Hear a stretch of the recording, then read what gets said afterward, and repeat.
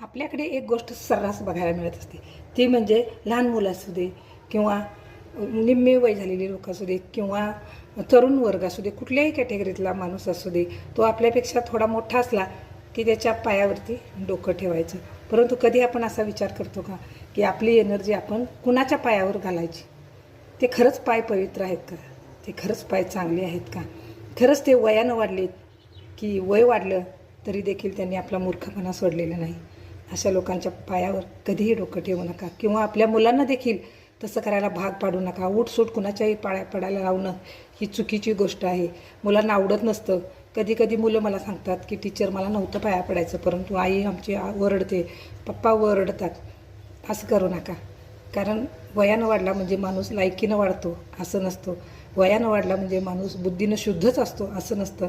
म्हणून आपला जो ऑरा असतो ना, हा शुद्ध ठेवा. कुठेही कचऱ्यात नेऊन त्याला टाकू नका. जिथं डोकं टेकताय ना तिथं पावित्र्यता असावी लागते, सच्चाई असावी लागते. आणि तशी नसेल तर उठसूट कोणाच्याही पाया पडायचं सोडून द्या किंवा तशी कृती आपल्या मुलांना देखील करायला भाग पाडू नका. पटलं तर होय म्हणा, कमेंट बॉक्समध्ये जा आणि यस म्हणा.